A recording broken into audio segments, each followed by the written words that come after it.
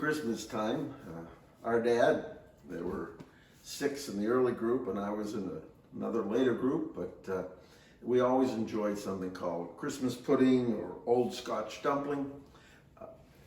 Now, Anne's birthday is coming this week, and when I was talking to her, she said that's what she always wanted on her birthday.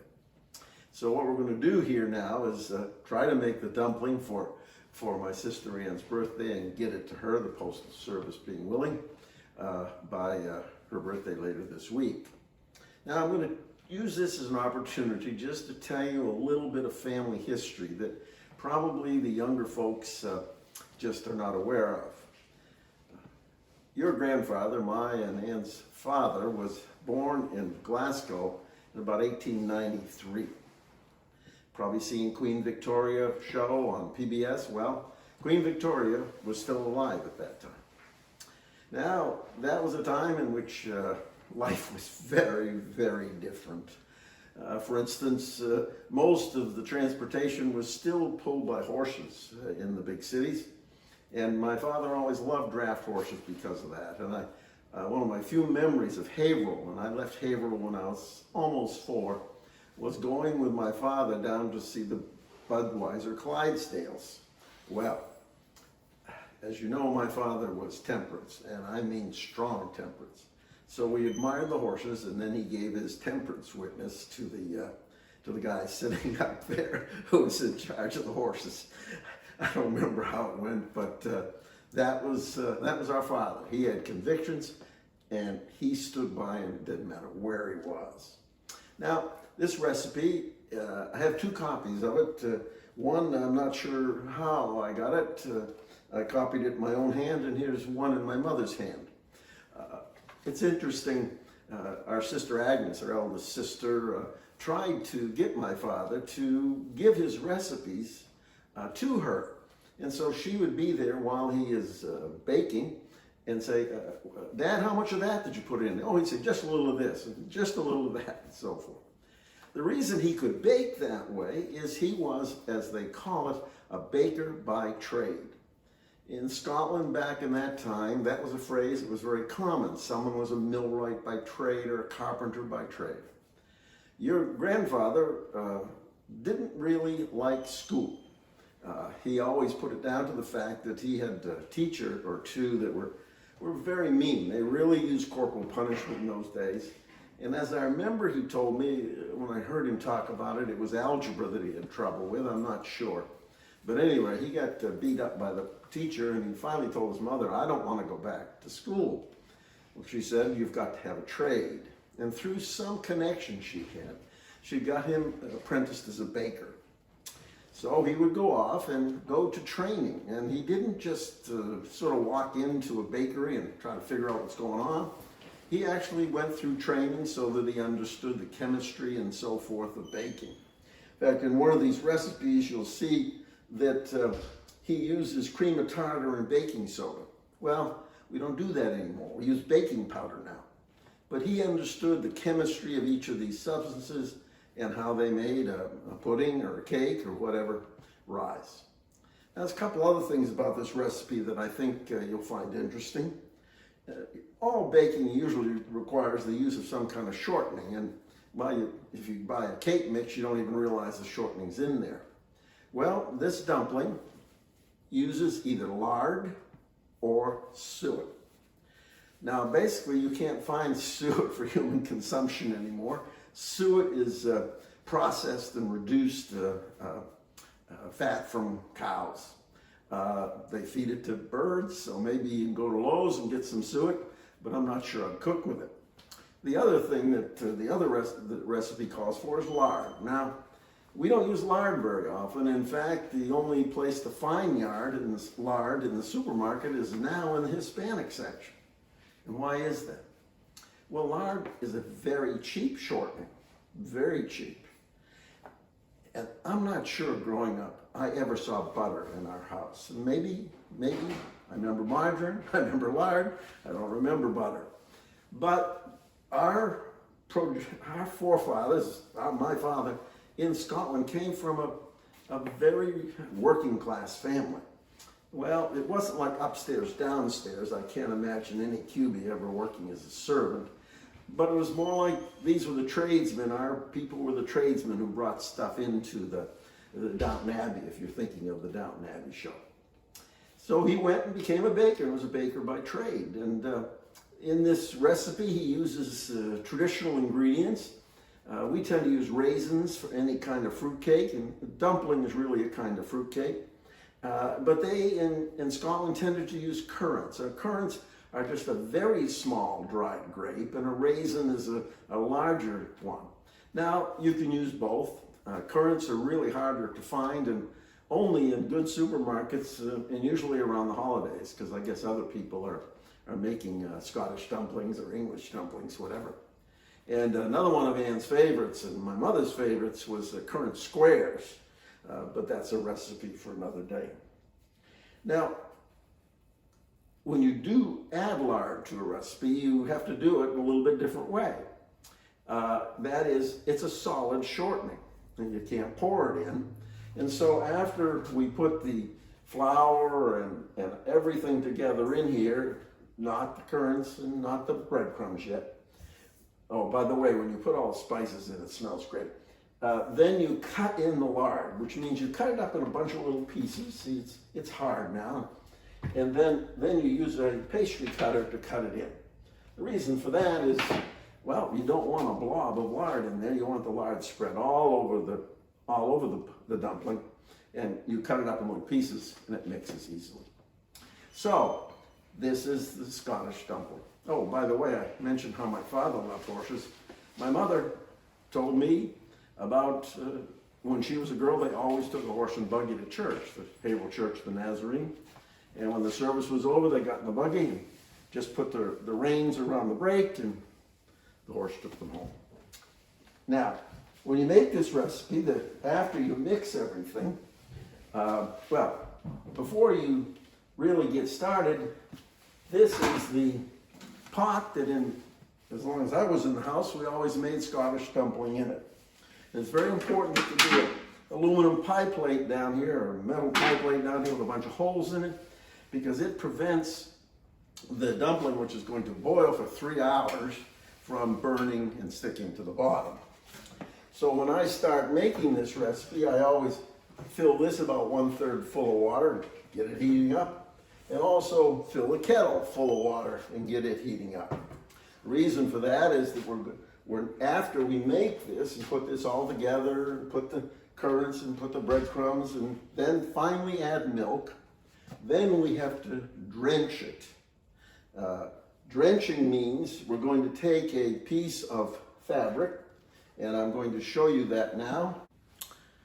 All right, now we're going to drench the cloth to make sure that the dumpling doesn't stick to it while it's being cooked. Now, I'm obviously doing this a day later because I forgot to do this earlier, but basically what you do is you pour boiling water into here, then you dunk this cloth in, then you take this cloth out very carefully, lay it out. Then you take your sifter and gently sift all this area, not heavily, but lightly, so enough that it's going to prevent it from sticking. Now, after you do that, as I said, this is a day later, so I don't have the actual dumpling here. You place the dumpling here, and then just bring the cloth up like this, bringing in all these little corners and so forth. And then you'd put a piece of string around here and just tie it off with any kind of bow. Then at this point, after it's tied off, it goes into the dumpling pot. The water should be kind of boiling. When you put it in, it'll stop boiling, but then you want to bring it back to a gentle boil. And then basically you're going to just wait 3 hours. Now, I always keep some nearly boiling water in the kettle because every half hour to an hour, well, you need to add a little water. But then you've got a chance to take a break and maybe like I do, like I did today, I went out and worked on my model trains. And So, oh, the apron. Well, my father was a baker by trade, and bakers wear these kinds of white aprons. I still remember it very well. So when I started trying to bake myself, I had to have an apron like that. By the way, Ann can tell the story better than I do, but my father made Ann's wedding cake. It was a true Scottish wedding cake, which, as I remember, is very much like a fruit cake. But I remember especially the decoration of the cake. He was a baker by trade. He really knew how to do it. And he took a piece of, I think it was wax paper, made it into a cone, and then cut the end of it. And then he put the frosting in it and made the decorations on the cake himself. I was forbidden to go into the room while this was occurring. I had to watch. And so I never really got to learn how to do it. By the way, my grandson Jack, his mother tells me, really likes to cook. And so I'm going to get him one of these little aprons, and maybe someday we'll bake a Scottish dumpling together. Well, taking a break from letting that dumpling cook, I thought I'd come out and show you what I spend some of my other time doing, and it's modeling the Central Vermont Railroad. Over here, right on the right-hand side of this picture, you can see two pieces of track, one kind of flat and the other going up. The flat will come right into White River Junction. The one that's going up at a slight angle goes all the way around the layout and ultimately will come out on top of White River Junction. This is the station at White River Junction. It's where you either you transversed or changed trains as you came into Vermont. It's a historic structure, of course, and probably the hardest bit of modeling I've ever done. It's all kinds of twists and turns, but it's an interesting challenge. The background in the back is a photograph that I put together. Actually, it's from Western Virginia with the low hills, and in the background you would in real life see the low hills just over the Connecticut River. And after you went by the station, you would come to the Polka Dot Diner, which is right here. Right there's an old hearse in front of it. No, that's a police car in front of it right now. That's where everybody would stop and get scrambled eggs and hash and so forth. Trainmen obviously all used it a lot. Now to the left, we're starting to come to downtown White River Junction, which was nestled right up against a steep hill like this. This is the Gates Briggs building, a larger retail and office and so forth. On the right side, a gold sign is Bogle Jewelers. To the left is a bookstore, then Heartland Hardware. White River Junction is actually in the town of Heartland.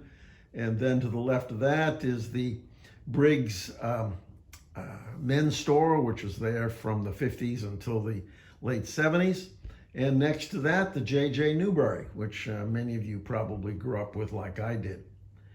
To the left of the Gates Briggs block is the historic Coolidge Hotel, named after, of course, Vermont's Calvin Coolidge. It is a landmark. The clock to the left was always something that everybody in town talked about, and it was built as the Wright Tower says in 1925.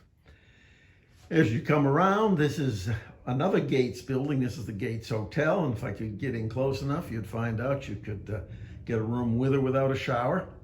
To the left of it is the Aubuchon Hardware. These are all over northern New England. It was a French-Canadian guy from Fitchburg started this business, and very successful. To the left of that is a wholesale grocer. You can see the main potatoes there next to it, about to be unloaded once the track gets laid there. And to the left of that large building is a coal loader. Coal was brought in by the car and dumped at that little brown building. Then it went up on a track and dumped over the top. And then behind it, as you can see, there's a steam engine, and the coal would go down into the steam tender. Since I'm modeling the 50s, I have both diesel and steam power. This is the only steam engine I have. This other strange looking structure is a cinder management system.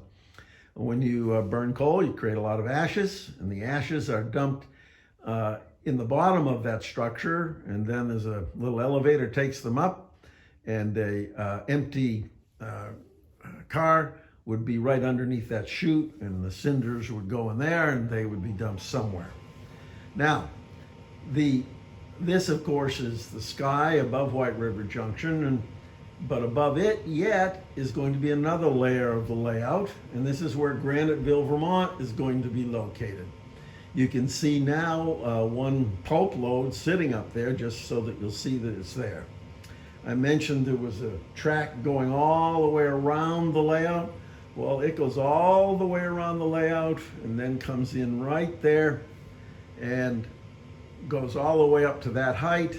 And Graniteville, Vermont will ultimately be modeled up here with some cranes and derricks and grout piles and so forth.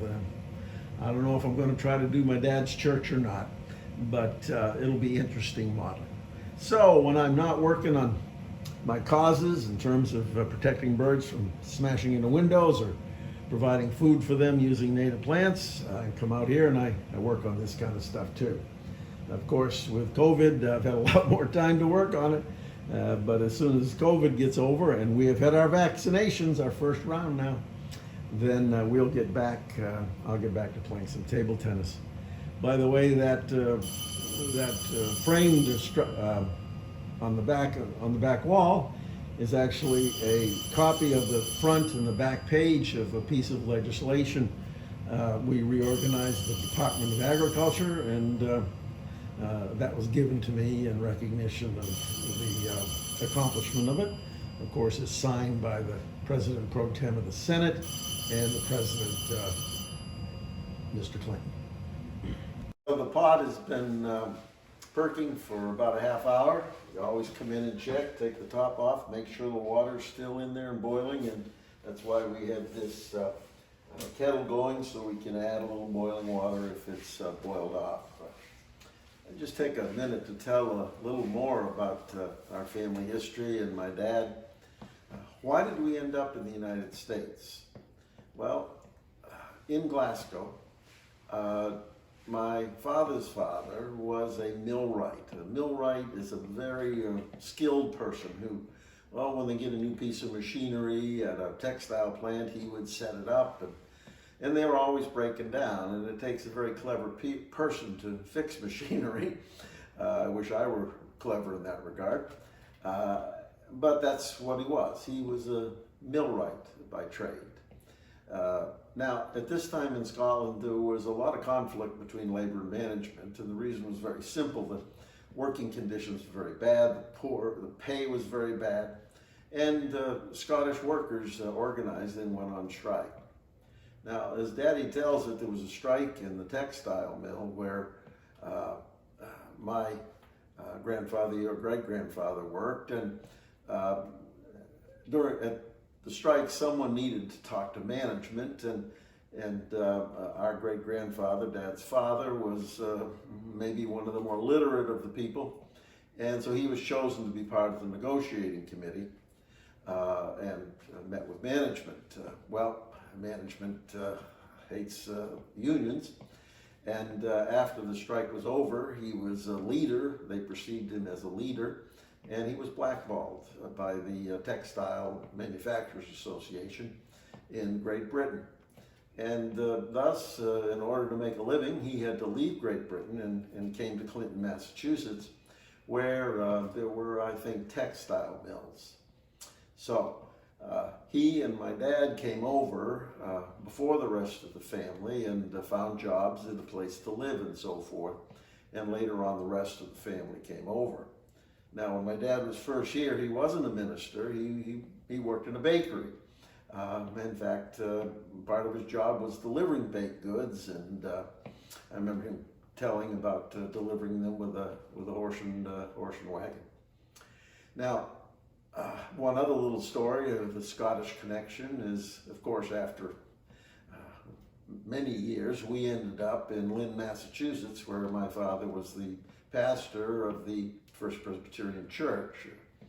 It was his last pastorate, and wherever the Irish went, they put up Catholic church. Wherever the Scots went, they put up a Presbyterian church.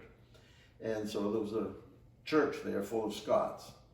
And it turns out that there was one family there named Ingram, Alexander Ingram and May Ingram, and two boys, Drew and another Alex. And as it turned out, May Ingram made the best scones in the church. And so it was a matter of great pride. And my father realized her recipe tastes better than mine. And so I actually use May Ingram's recipe when I bake scones at home.